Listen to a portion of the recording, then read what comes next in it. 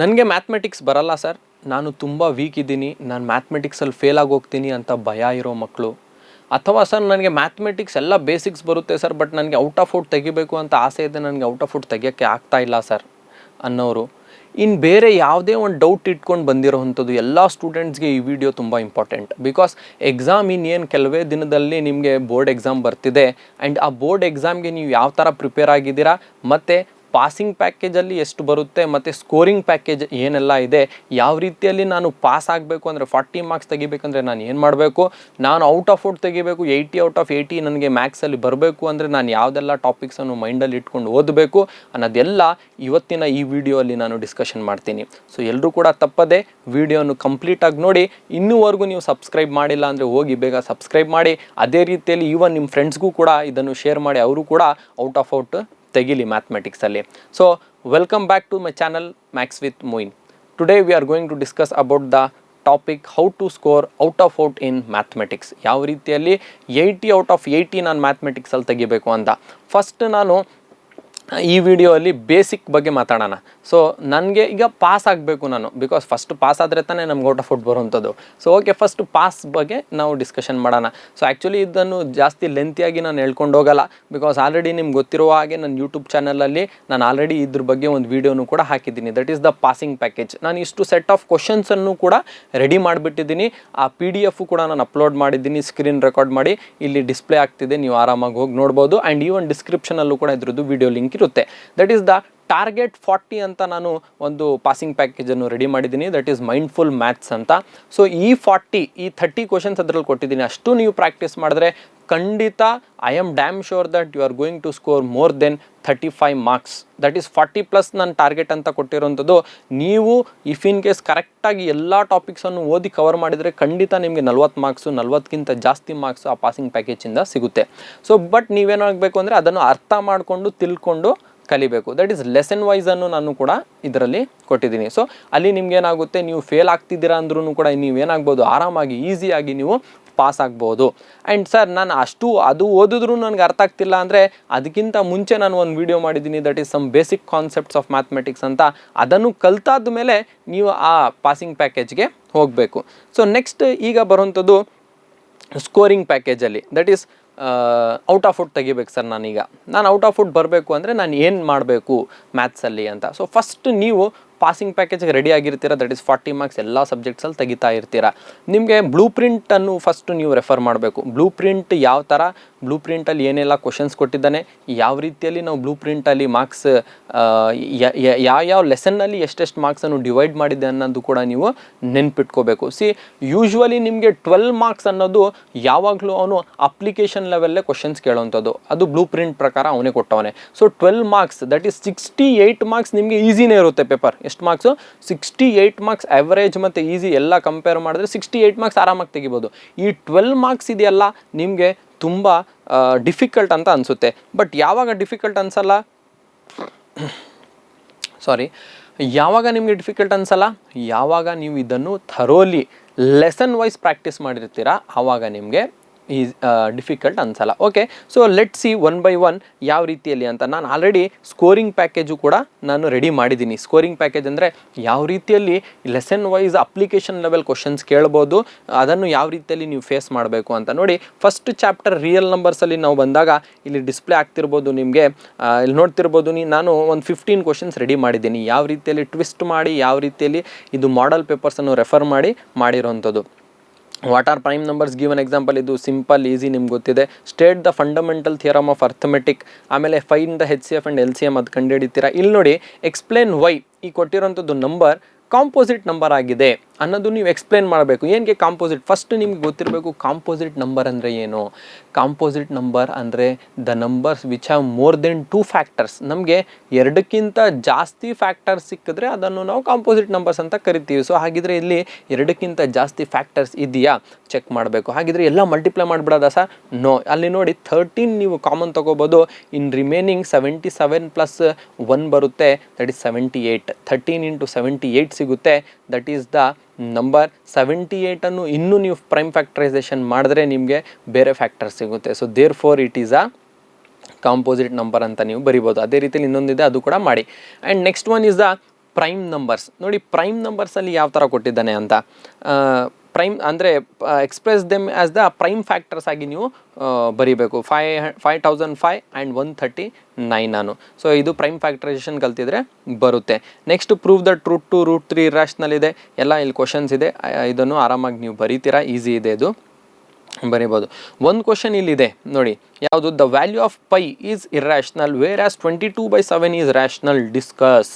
ಅಂದರೆ value of pi ಅನ್ನು irrational ಅಂತ ಕೊಟ್ಟಿದ್ರೆ ಆ್ಯಂಡ್ ವೇರ್ ಆಸ್ 22/7 ಅನ್ನು ರ್ಯಾಷನಲ್ ಕೊಟ್ಟಿದ್ದಾನೆ. ಏನಕ್ಕೆ, ಏನು ರೀಸನ್, ಅದು ನೀವು ಡೆಫಿನೇಷನ್ ಬರೆದ್ರೆ ನಿಮಗೆ ಆರಾಮಾಗಿ ಬರಿಬೋದು. ಅಂದರೆ ವ್ಯಾಲ್ಯೂ ಆಫ್ ಪೈ ಏನಕ್ಕೆ, that is non repeating, non terminating value of pi 3.1415 so on keeps on going. So therefore it is, hence it is irrational number, whereas 22/7 is in the form of p by q, where p by q or a by b is in the form integers. So therefore this is a rational number ಅಂತ ಬರೀತೀರಾ. Next ನಿಮಗೆ ಬರುವಂಥದ್ದು, using fundamental of theorem of arithmetic show that 101 number 101 holds this theorem or not. ಅಂದರೆ number 101 fundamental theorem of arithmetic ಅನ್ನು follow ಮಾಡುತ್ತಾ ಇಲ್ಲೋ ಅಂತ check ಮಾಡಬೇಕು. ಅಂದರೆ ಏನು ಫಂಡಮೆಂಟಲ್ ಥಿಯರಮ್ ಆಫ್ ಅರ್ಥಮೆಟಿಕ್ ಹೇಳುತ್ತೆ? Numbers which can be return, the numbers whose prime can be written in the written as its prime factors and the prime factorization is unique. Any composite ನಂಬರನ್ನು ಯಾವ ಥರ ಬರಿಬೋದು ನಾವು? Product of its prime factors ಅಂತ ಬರಿಬೋದು ಅಂತ ಏನು ಹೇಳೋಂಥದ್ದು? ಫಂಡಮೆಂಟಲ್ ಥಿಯರಮ್ ಆಫ್ ಅರ್ಥಮೆಟಿಕ್ ಹೇಳೋಂಥದ್ದು. Okay, moving to the next lesson, that is the lesson number 2, polynomials. ಪಾಲಿನಾಮಿಯಲ್ಸಲ್ಲಿ ನಿಮಗೆ ನೋಡಿ, degree of the polynomial question ಕೇಳುತ್ತೆ ನೋಡಿ. ಎಕ್ಸ್ 2x ಮಲ್ಟಿಪ್ಲೈ ಮಾಡ್ತೀರಾ, ನಾನು ಸ್ವಲ್ಪ ಬೇರೆ ಥರ ಕೊಟ್ಟಿದ್ದೀನಿ ನೋಡಿ. X cube into X power 4, so the degree of polynomial is 4.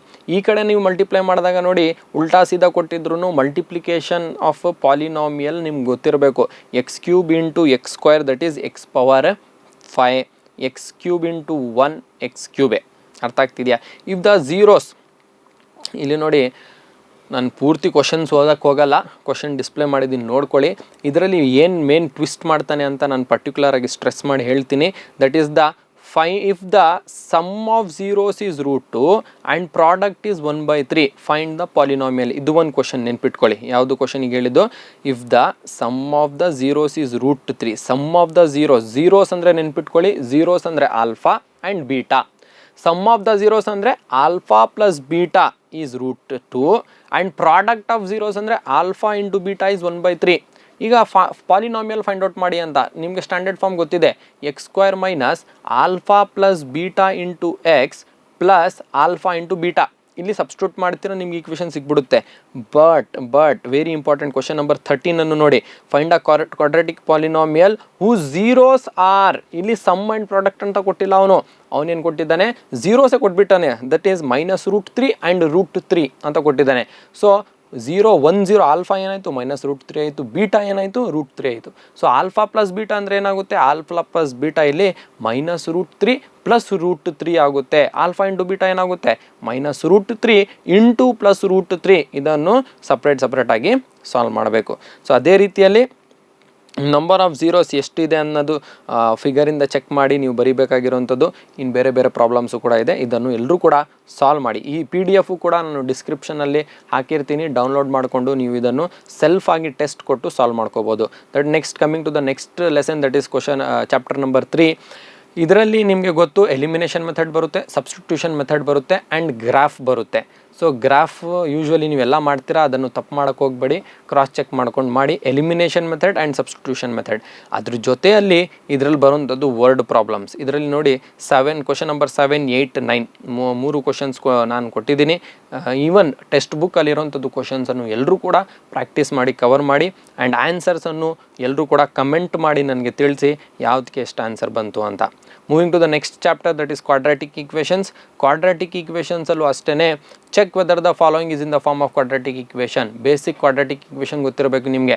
ax² + bx + c = 0 ಅನ್ನೋದು. ಸೊ ಅದು ಆ ಸ್ಟ್ಯಾಂಡರ್ಡ್ ಫಾರ್ಮಲ್ಲಿ ಇದ್ದರೆ ಅದು ಕ್ವಾಡ್ರಾಟಿಕ್ ಈಕ್ವೇಷನ್. ಇದರಲ್ಲಿ ವರ್ಡ್ ಪ್ರಾಬ್ಲಮ್ಸ್ ತುಂಬ ಕೇಳ್ತಾನೆ, ಏಜ್ ರಿಲೇಟೆಡ್ ಕೇಳ್ತಾನೆ, ಪ್ರಾಡಕ್ಟ್ ಆಫ್ 2 ಕಾನ್ಸಿಕ್ಯೂಟಿವ್ ನಂಬರ್ಸ್ ಬಗ್ಗೆ ಕೇಳ್ತಾನೆ. ಇದು ನಿಮ್ಮ ಎಲ್ಲ ಮಾಡೆಲ್ ಪೇಪರ್ಸ್, 4 ಮಾಡೆಲ್ ಪೇಪರ್ಸ್ ಏನು ಸ್ಟೇಟಿಂದ ಬಿಡುಗಡೆ ಮಾಡಿದ್ದಾರೆ ಅದರಲ್ಲಿ ಬಂದಿರೋಂಥದ್ದು ರಿಪೀಟೆಡ್ ಕ್ವಶನ್ಸನ್ನು ನಾನು ಇದರಲ್ಲಿ ಮೆನ್ಷನ್ ಮಾಡಿರೋಂಥದ್ದು. ಇದನ್ನು ನೀವು ಆರಾಮಾಗಿ ಸಾಲ್ವ್ ಮಾಡಿ ಪ್ರಾಕ್ಟೀಸ್ ಮಾಡಿ ಆನ್ಸರ್ ಫೈಂಡ್ ಔಟ್ ಮಾಡಿ. ಏನಾದರೂ ಡೌಟ್ ಇದ್ದರೆ ಬೇಕಂದರೆ ಪರ್ಟಿಕ್ಯುಲರ್ ಆಗಿ ಈಚ್ ಆ್ಯಂಡ್ ಎವ್ರಿ ಕ್ವಶನ್ಗೆ ಕೀ ಆನ್ಸರ್ಸನ್ನು ನಾವು ಬೇಕಂದರೆ ಬಿಡೋಣ. ನೀವು ಹೇಳಿದ್ರೆ ಮಾತ್ರ ಕಮೆಂಟ್ ಮಾಡಿ ತಿಳಿಸಿದ್ರೆ ನಾನು ಇದಕ್ಕೆ ಕೀ ಆನ್ಸರ್ಸು ಕೂಡ ಬಿಡ್ತೀನಿ. That is next lesson is arithmetic progression. A ಪಿಯಲ್ಲಿ ಯಾವುದೆಲ್ಲ ಬರುತ್ತೆ? ಎ ಪಿಯಲ್ಲಿ ನೋಡಿ, A P maximum A P ಲೆಸನಲ್ಲೇ ನಿಮಗೆ 4 ಮಾರ್ಕ್ಸ್ ಮತ್ತು 5 ಮಾರ್ಕ್ಸ್ ಕ್ವಶನ್ ಕೇಳೋವಂಥದ್ದು.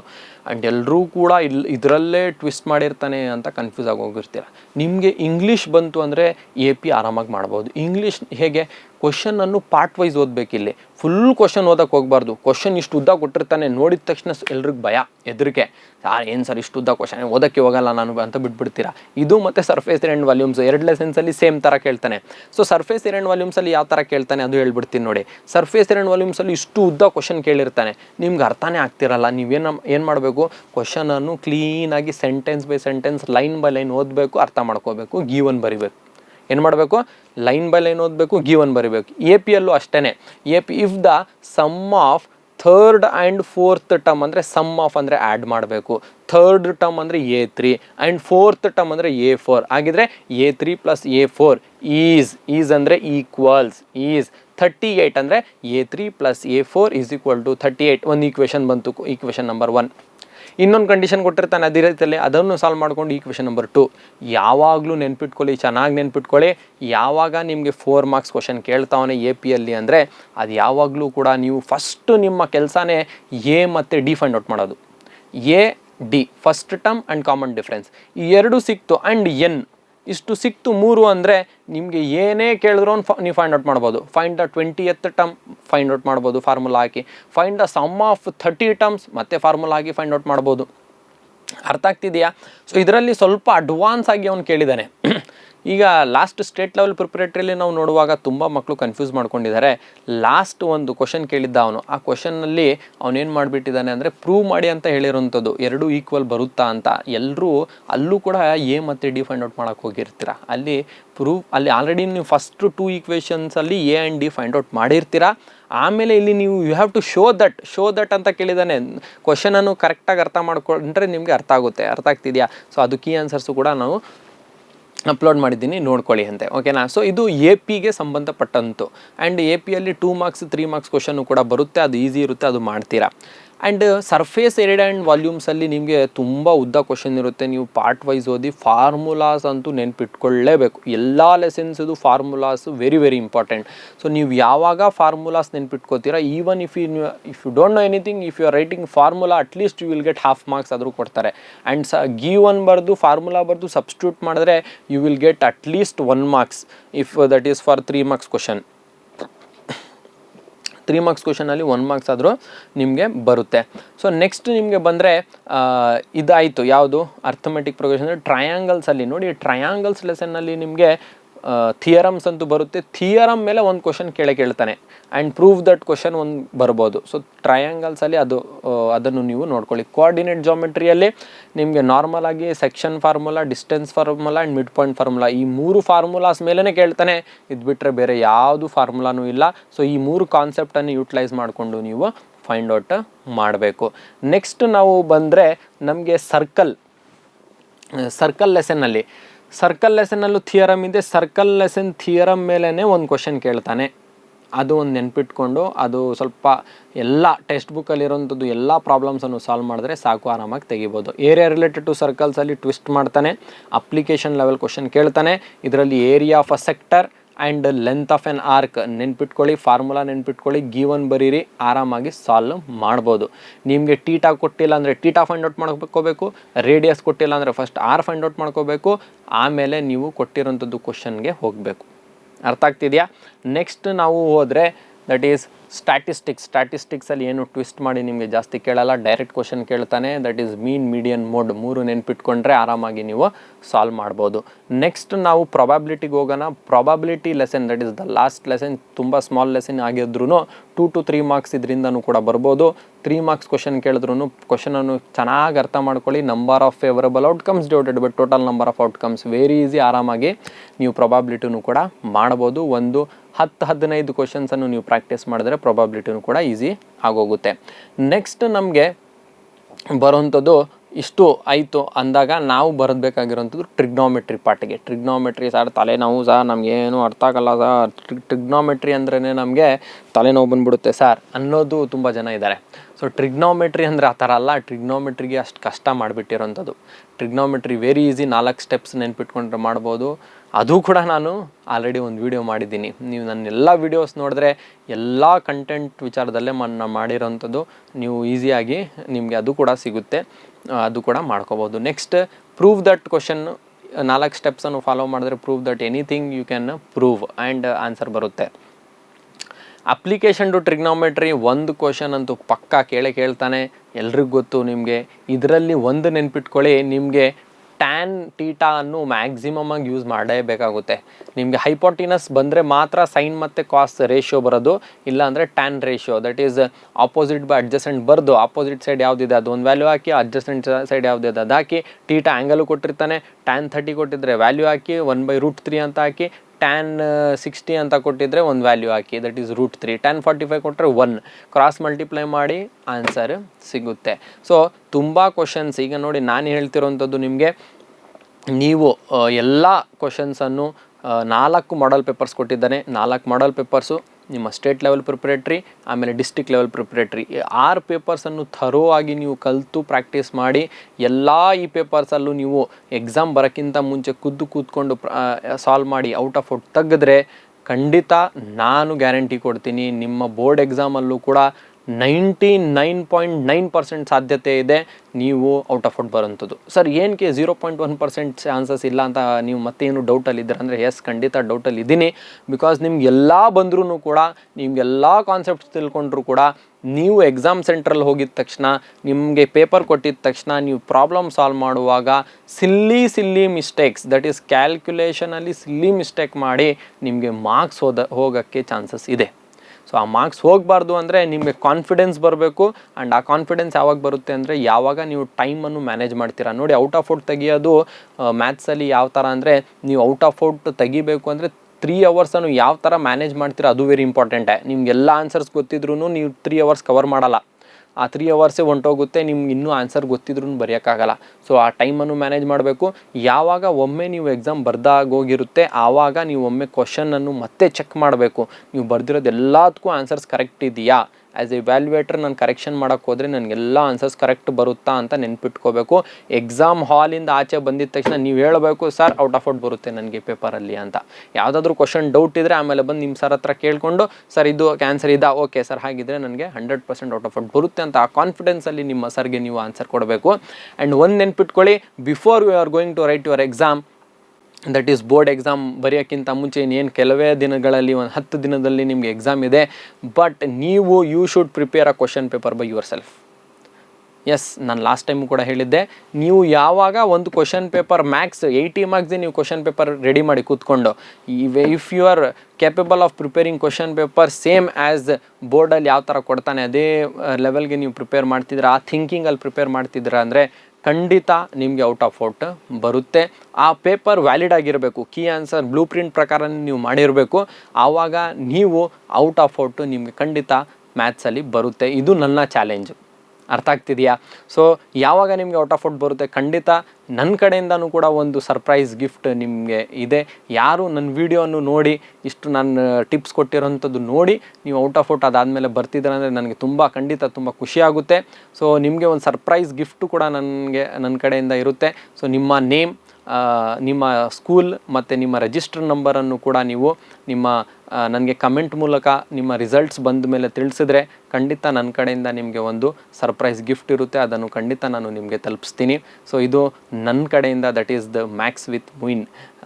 ನನ್ನ ಫ್ಯಾಮಿಲಿ ಆಗಿರ್ತೀರ ನೀವು ಔಟ್ ಆಫ್ ಔಟ್ ತೆಗೆದ್ರೆ ತುಂಬ ಖುಷಿಯಾಗುತ್ತೆ. ನಿಮ್ಮ ಪೇರೆಂಟ್ಸ್ಗೆ ಎಷ್ಟು ಖುಷಿ ಆಗುತ್ತೆ ಅದಕ್ಕಿಂತ ಜಾಸ್ತಿ ಖುಷಿ ನನಗೂ ಕೂಡ ಖಂಡಿತ ಆಗುತ್ತೆ. ಸೊ ಯಾರ್ಯಾರಿಗೆ ನಿಮ್ಮ ಫ್ರೆಂಡ್ಸ್ಗೂ ಕೂಡ ಈ ವಿಡಿಯೋ ಶೇರ್ ಮಾಡಿ, ಅವರು ಕೂಡ ನೋಡಲಿ, ಅವರು ಕೂಡ ಒಳ್ಳೆ ಮಾರ್ಕ್ಸ್ ತೆಗೀಲಿ. So I am going to wish you very all the best for your board exams, that is specially the mathematics. Go and rock on the exam hall and score good marks. Thank you.